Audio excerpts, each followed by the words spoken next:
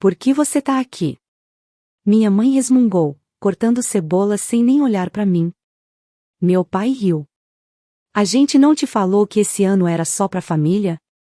Eu só sorri, coloquei a sacola de presente na mesa e saí sem falar nada. Meia hora depois, meu celular começou a apitar. Ceia de Natal cancelada. Viagem bloqueada. Netflix da família, fora do ar. Minha irmã mandou mensagem: você tá falando sério? Eu respondi. O que mais doeu não foram as palavras. Foi o jeito que falaram. Como se eu não fosse ninguém. Como se eu fosse um primo distante que apareceu sem ser chamado. Eu passei semanas planejando isso. Ficava até tarde depois do trabalho, olhando o hotel, comparando pacotes de ilha, conferindo a lista com minha tia, que jurou que a família toda ia estar lá pro aniversário. E ela não mentiu. Tinha 6 carros na entrada. Quando eu cheguei, conhecia todos. Primos de segundo grau, até a van velha do tio Terry tava lá. Mas quando eu entrei, só vi faca cortando cebola e uma voz que nem virou o rosto pra mim. Por que você tá aqui? Ela nem parou. Nem olhou pra trás. Como se eu tivesse quebrado alguma coisa sagrada. E meu pai, sentado na mesa da cozinha, como se fosse só mais um domingo, com café e palavras cruzadas, soltou. A gente não te falou que esse ano era só pra família? Foi isso. Sem piada. Sem sorriso. Como se eu nem fizesse parte dessa palavra. Família. Eu tava com a sacola na mão. Prata, com papel azul saindo por cima. Dentro, um álbum de fotos de aniversário que eu mesmo fiz. Uma carta escrita à mão. E no fundo, um envelope branco, com 2 passagens para Havaí. 5 noites. Suíte com vista pro mar, spa, tudo o que eles sempre falaram que iam fazer um dia, se tivessem dinheiro. Eu dei esse dia para eles. E eles nem deixaram eu abrir a boca. Não falei nada. Não perguntei por quê. Não expliquei.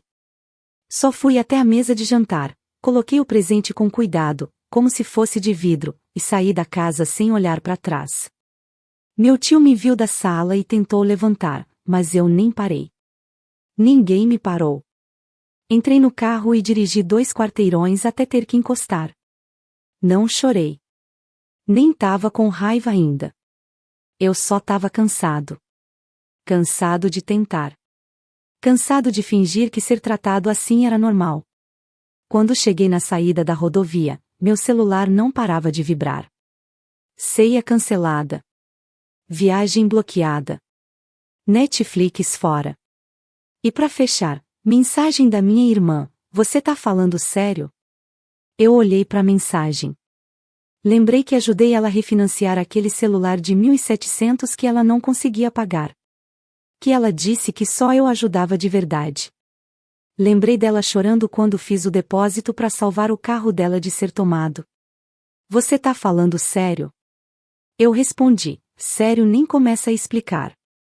Eles nem sabiam da viagem pro Havaí. Nem ideia. Só meu tio sabia, que me ajudou a comprar e prometeu ficar quieto. Eu ia contar na hora do jantar, depois do brinde. Até gravei um vídeo com palmeiras e mar para passar na TV da sala. Ia ser o momento. Esse era o plano. Agora o plano mudou. Agora eu cansei de ser bonzinho. Eles queriam agir como se eu fosse só o gerador reserva, que liga quando acaba a luz. Tá bom. Então eu ia desligar a chave geral, e nenhum deles nem minha irmã fazia ideia de como tudo ia ficar escuro. Quando o sol se pôs, eu já tinha toda a cena na cabeça, igual um filme que eu já vi 100 vezes. Minha prima Jenny ia ser a primeira a abrir a sacola. Eu até imagino ela, curiosa como sempre. Provavelmente ia puxar a carta primeiro, dar uma olhada rápida, e parar no envelope. Alguém ia soltar uma piada tipo: presente misterioso, antes dela tirar as passagens. Aí vinha o silêncio. Depois o tio Mark, que com certeza já ia estar na 3ª taça de vinho, falando alto: o James caprichou, hein? Ele ia contar para todo mundo que eu dei uma viagem inteira pro Havaí, assim, do nada. Sem aviso. Ia soltar tudo como se eu fosse um empregado que esqueceu de aparecer. E meus pais, imagino minha mãe parando de mastigar na hora. Meu pai provavelmente ia se inclinar na cadeira, tentando entender o que tinha acabado de ouvir. E aí ia bater a ficha, eles chutaram fora quem bancava tudo na casa. Eu nem precisava estar lá para saber como ia ser. Já vi isso a vida toda. Primeiro vem o arrependimento, depois a correria, depois o jeito de consertar. Mas nada disso importava, porque enquanto eles ficavam lá cochichando e se perguntando quem culpar, eu estava em casa, no silêncio. Um silêncio de verdade, daquele que só existe quando você desliga o mundo. Preparei um prato só para mim, peguei uma bebida, desliguei notificação de tudo, virei o celular de tela para baixo no balcão. Depois desliguei ele inteiro. Não queria ver o nome de ninguém. Nenhum deles. Não senti culpa. Nenhuma pontinha. Sempre deram um jeito de me fazer sentir pequeno, mesmo quando eu dava tudo. E dessa vez eu dei algo enorme, algo que ninguém mais tinha dado. Uma viagem que eles falavam fazia anos como se fosse impossível. E eles não só me rejeitaram. Nem perguntaram o que eu estava fazendo lá. Nem ligaram. No dia seguinte, quando acordei, liguei o celular de novo só para ver o estrago. Na hora acendeu. 22 chamadas perdidas. Recados dos dois. 3 da minha irmã. As mensagens, então, pior ainda. Textões cheios de emoji, palavras doces. Querido filho, desculpa, você não contou pra gente. A gente não sabia. Como se desse para virar tudo com falsidade. Quando terminei de ler, bateram na porta. Eu já sabia quem era. Nem abri na hora, fiquei só olhando pelo olho mágico. Os dois lá, vestidos como se tivessem saído da igreja. Meu pai segurando um saco de muffins de mercado, com etiqueta ainda. Minha mãe agarrada num cartão de agradecimento genérico, desses que fica na gaveta da cozinha para aniversário de última hora. Pareciam estranhos tentando me vender alguma coisa. Quando eu finalmente abri a porta, eles sorriram como se nada tivesse acontecido. Minha mãe logo deu um passo para frente, a gente só quer conversar. Eu deixei eles entrarem, mas para ver até quando iam segurar a atuação. Sentaram na sala, como visitas. Meu pai tentou fazer piada sobre o tempo. Minha mãe perguntou do trabalho e, do jeito que eu sabia que seria, logo chegaram no assunto de verdade. Ela falou devagar, como se fosse quebrar. Você não cancelou a viagem, né? Eu nem pensei 2 vezes. Falei na hora, já era. Vendi tudo hoje de manhã para outra pessoa. A mudança foi na hora. Toda aquela falsidade sumiu da cara deles. Mas não falaram nada. Ficaram sentados, sem reação. Eu não expliquei nada. Não pedi desculpa, não prometi nada. Depois de uns minutos estranhos, levantaram e foram embora sem nem encostar nos muffins. Meu pai falou que a gente conversava depois. Minha mãe me olhou de um jeito que dava para ver que estava pensando em alguma coisa, tipo armando um plano. Achei que tinha acabado ali. Mas de noite eu ia descobrir o quanto eu estava errado. Parte 3. Vingança. Eu só percebi que tinha algo errado por causa da inclinação. Meu carro não estava reto quando virei na rua. Tava caído para frente, como se tivesse abaixado a cabeça de vergonha. Por um segundo, achei que era paranoia. Mas quando estacionei na minha garagem, a luz do poste bateu certinho e eu vi os 2 pneus da frente, cortados. Não murchos. Arruinados. Eu não desci na hora. Fiquei ali, no banco do motorista, olhando pros pneus, como se fosse problema de outra pessoa. Mas eu sabia que não era por acaso. Não foi moleque do bairro nem roubo mal feito. Foi pessoal. Foi de propósito. Foram eles. Só tinha 2 pessoas mesquinhas e burras o bastante para achar que isso ia passar um recado. E elas tinham acabado de estar na minha casa, horas antes, cheias de sorriso e voz mansa, fingindo que estava tudo bem porque achavam que eu ainda tinha as passagens guardadas. Entrei em casa sem nem tirar o sapato. Abri o notebook, sentei no balcão da cozinha e comecei. Primeiro, o fundo de reforma. Meus pais queriam reformar o segundo andar da casa, fazer uma suíte de hóspedes, até pensavam em alugar para ganhar uma grana extra. Não podiam pagar tudo sozinhos, então eu aceitei ajudar. Quieto, sem ninguém saber. Todo mês eu mandava R$ 1.200 para uma conta separada só para isso. Eles não sabiam o valor exato, mas sabiam que eu bancava quase tudo. Pausei, cancelei as próximas transferências, tranquei a conta. Depois veio minha irmã. 2 meses no emprego que ela odiava, mal conseguindo pagar as contas. Nos últimos 6 meses eu mandava R$ 600 todo mês para ajudar no aluguel, para ela não estourar o cartão. Ela nunca pediu 2 vezes. Só mandava o emoji das mãozinhas rezando como se isso bastasse. Abri o app do banco, cancelei a transferência automática, limpei o histórico, tirei o vínculo dela. 2. Depois veio o celular. Ela queria um novo porque todo mundo no trabalho usa iPhone e o dela dava vergonha. Eu assinei junto para ela conseguir, fiz o upgrade, e quando ela parou de pagar, eu assumi. R$ 1.700 no total. Tava pagando automático todo mês sem pensar. Entrei, tirei meu cartão, cancelei o débito automático, deixei a próxima fatura virar problema dela. 3. Depois, todos os streamings.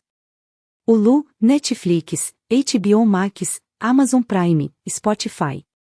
Anos usando tudo sem colocar um centavo. Nunca pediram, só usavam, como se fosse deles. Família, né? Mudei todas as senhas, desloguei todos os aparelhos. Na Netflix, renomeei o perfil que sobrou para Acabou a Mamata. No Spotify deixei só uma conta, a minha. 4. E aí veio o empreiteiro, ele ia começar a colocar drywall e pintar o corredor de cima na semana que vem. Já tinha feito a isolação e parte da parte elétrica, que eu já tinha pago antes. Mas ainda faltava pagar a segunda parte para terminar tudo. Liguei para ele, falei para parar, que o resto estava cancelado. Que eu pagava só pelo que ele já fez e mais nada. Ele nem perguntou o motivo, só falou, tudo bem. 5. Não era vingança. Pelo menos não no começo. Era equilíbrio. Pela primeira vez eu queria que a balança voltasse pro zero. Chega de dar ajuda só dessa vez, ou você sabe como a gente te agradece. Chega de me fazerem sentir culpado para eu pagar as bagunças deles, como se eu tivesse que agradecer por fazer parte disso tudo. Faltava uma coisa. Abri o app da câmera de segurança, puxei o vídeo da noite anterior. Não demorou para achar. 7h12 da noite. Um carro parou do outro lado da rua. Não estacionou, só ficou parado. Depois de 1 minuto, a porta do passageiro abriu. Era meu pai. Sem hesitar, sem olhar para os lados. Foi até meu carro como se fosse pegar uma carta no correio, agachou, ficou uns 20 segundos ali, depois foi pro outro lado. Mais 20 segundos, voltou pro carro. Foram embora. Minha mãe estava dirigindo. Nem salvei o vídeo. Nem precisava. Em vez disso, liguei o celular de novo. Na hora começou a vibrar. Mensagens novas dos dois. O tom tinha mudado de novo. Nada de fala mansa. Minha mãe, a gente precisa conversar. Você tá passando dos limites. Meu pai, a gente ainda é sua família.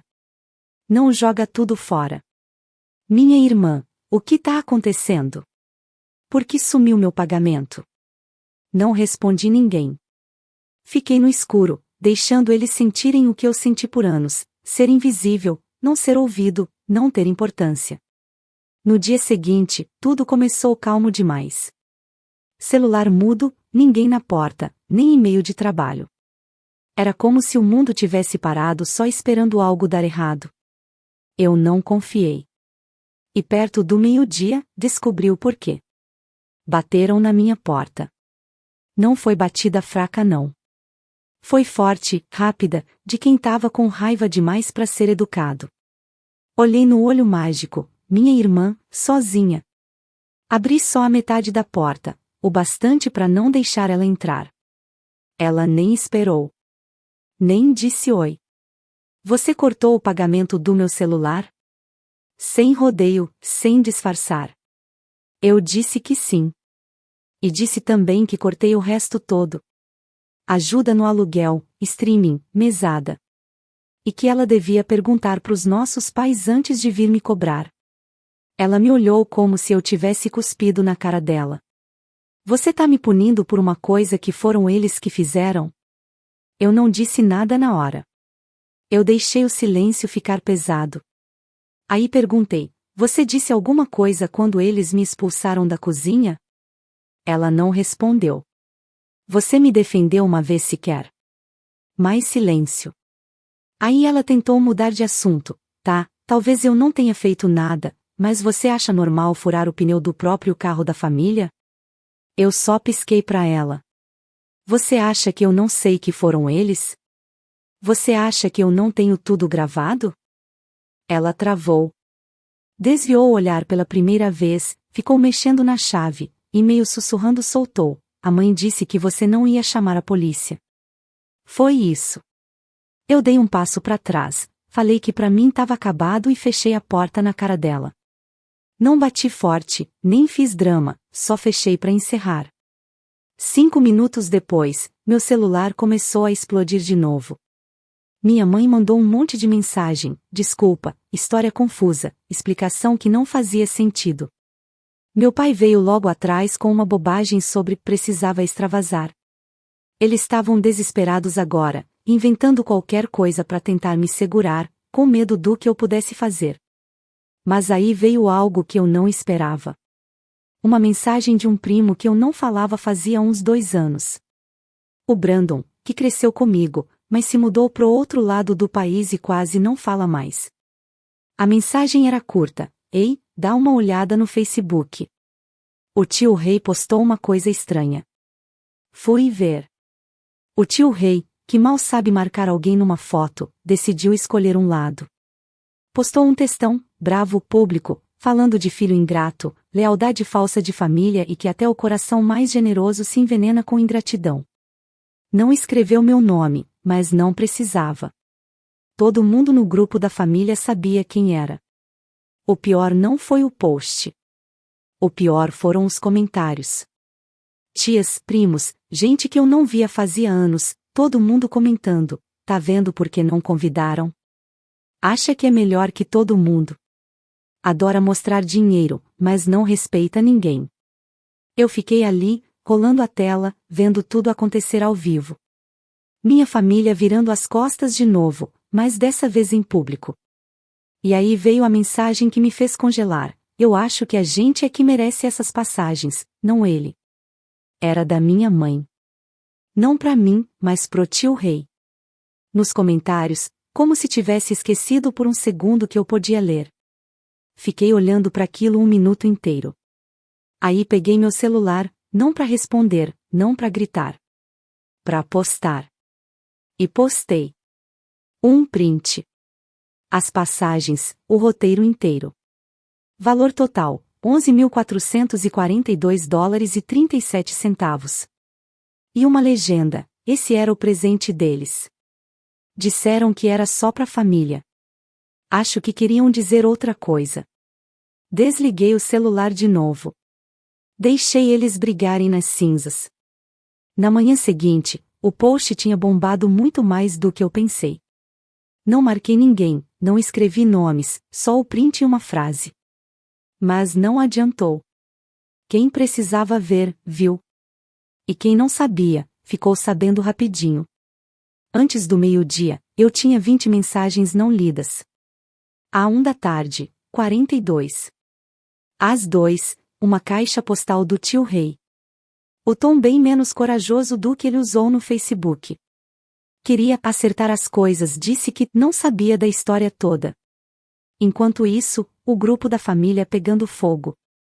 Metade dos primos do meu lado. A outra metade fingindo que nunca comentou nada. Print pra lá, print pra cá, até que a Tessa, minha prima que é a dona do grupo, arquivou tudo e me mandou mensagem privada: tá um campo de guerra. Eu nem tinha saído do sofá. Por volta das 3 da tarde, outra batida na minha porta. Não era minha irmã dessa vez. Eram meus pais. Eles nem esperaram eu abrir a porta. Ficaram lá fora apertando a campainha, depois batendo sem parar. Eu não mexi um dedo. Depois de uns 5 minutos, ouvi o barulho do envelope passando por baixo da porta. Quando eles foram embora, peguei pra ver. Dentro tinha uma carta escrita à mão pelo meu pai. Deu pra ver que ele fez correndo. A letra dele estava toda torta, a caneta borrada em uns pontos onde ele deve ter apertado demais. Ele dizia que estavam arrependidos, que não pensaram direito, que não era pra ter chegado tão longe. Terminou com uma frase só: esperamos 35 anos por essa viagem. Por favor, não nos castigue por um erro. Eu ri alto. Um erro. Eu podia fazer um álbum de tantos um erro que eles já fizeram. Nem 30 minutos depois, recebi uma ligação do empreiteiro que ia terminar a reforma do segundo andar. Ele disse que meu pai tentou assumir os pagamentos, mas o cartão dele recusou 2 vezes. Logo depois, outra ligação da operadora de celular. O pagamento do celular da minha irmã não passou. Disseram que a linha ia ser cortada em 3 dias se não pagasse. Eles já estavam desmoronando.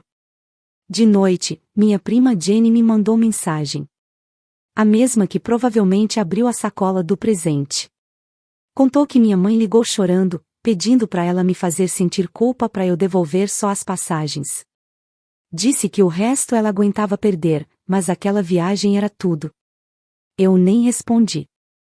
Nem pensei em responder até o dia seguinte, quando saí para comprar comida e vi a lateral da minha casa. Picharam. Não era gigante, mas dava para ler bem. Sem coração. Letras vermelhas, tudo em maiúsculo, perto da janela da cozinha. Uma palavra só, mas dizia tudo. Eles não iam parar. Quando a manipulação não deu certo, tentaram me envergonhar. Quando vergonha não deu certo, partiram pro vandalismo. Fiz um boletim de ocorrência, não porque achei que ia dar em algo, mas para ter registro. Depois liguei para um pintor para fazer orçamento. Ia custar R$ 950 para limpar, preparar e repintar aquela parte da casa. Eu já sabia quem me ajudava a pagar manutenção antes. E também já sabia que daqui para frente nenhum deles ia ver mais um centavo. Queriam botar fogo em tudo? Beleza. Quero ver como eles aguentam o frio. No fim da semana, o grupo da família ficou mudo. Sem meme, sem foto de bebê, sem parabéns de aniversário, nada.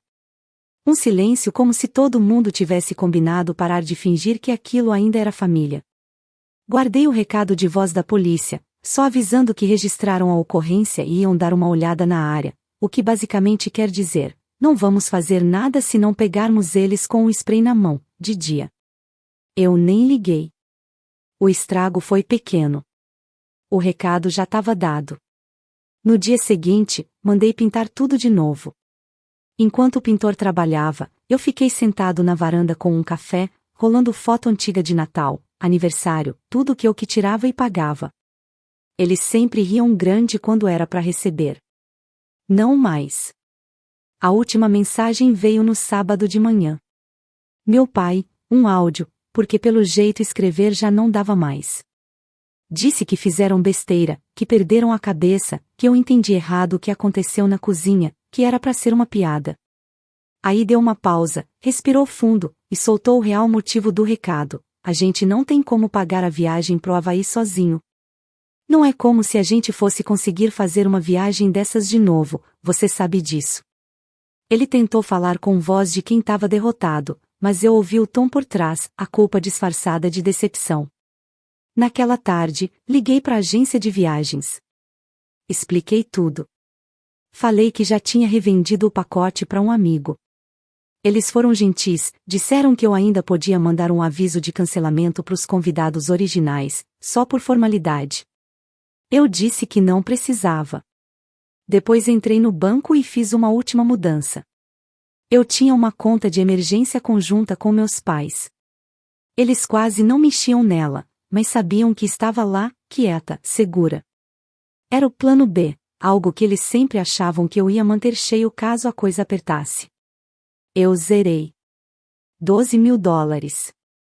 Transferi tudo para uma conta pessoal nova, em um nome que eles nunca iam reconhecer. Naquela noite, minha mãe mandou a última mensagem: se você não ajudar, tudo desaba. Ela tinha razão. A reforma do segundo andar parou. O empreiteiro cancelou. A linha de celular da minha irmã foi cortada. Ela deve ter comprado um chip pré-pago com o resto do dinheiro que tinha. O grupo da família nunca mais voltou. Os primos começaram a cochichar por trás, percebendo que talvez tivessem escolhido o lado errado. E eu comecei a dormir melhor. A pior parte de tudo isso não foi o pneu furado, nem a pichação, nem ver eles virarem a história para bancar as vítimas. O pior foi perceber que por anos eu só dava, e eles só me amavam quando precisavam de algo. Agora eles precisavam de um milagre e eu não estava mais no negócio de salvar ninguém. Já fazendo pouco mais de 3 meses desde que tudo estourou. Eu não achei que eles iam ficar quietos tanto tempo, mas parece que o fundo do poço vem com um silêncio próprio. Aí, na quinta passada, chegou uma carta. Não era conta, nem propaganda. Escrita à mão, sem remetente. A letra tremida, parecia que alguém escreveu com a mão errada de propósito. Dentro, uma frase só: a vovó quer te ver. Ela não tá bem. Sem nome, sem detalhe. Eu não via minha avó fazia quase 1 ano. Da última vez que soube, ela ainda estava firme, cuidando do jardim, sendo a única da família que nunca me pediu dinheiro. E nunca se meteu em briga. Sempre ficava na dela, só observando, julgando em silêncio. Então liguei para ela. Atendeu no 3º toque, como se já estivesse esperando. Conversamos 15 minutos. Ela não perguntou do Havaí, nem do grupo, nem dos pneus, nem das férias, nem do post no Facebook. Em vez disso, pediu-me ajuda com uma coisa. Não era dinheiro, nem favor, nem nada grande. Ela queria vender a casa. Disse que estava cansada de ficar vendo tanta besteira de camarote. Que ia se mudar para um condomínio para idosos em outra cidade. E que não confiava em mais ninguém da família para resolver isso. Eu disse sim na hora. No dia seguinte, meu primo Brandon me ligou do nada. Você falou com a vovó mesmo? Eu disse, falei. Ele ficou quieto um segundo, depois soltou: ela vai deixar a casa para você. Você sabe disso, né? Eu não sabia. Parece que ela mudou o testamento faz 1 mês. Tirou minha mãe. Tirou o tio Rei. Tirou metade do povo que estava só esperando ela morrer para dividir a casa como se fosse buffet.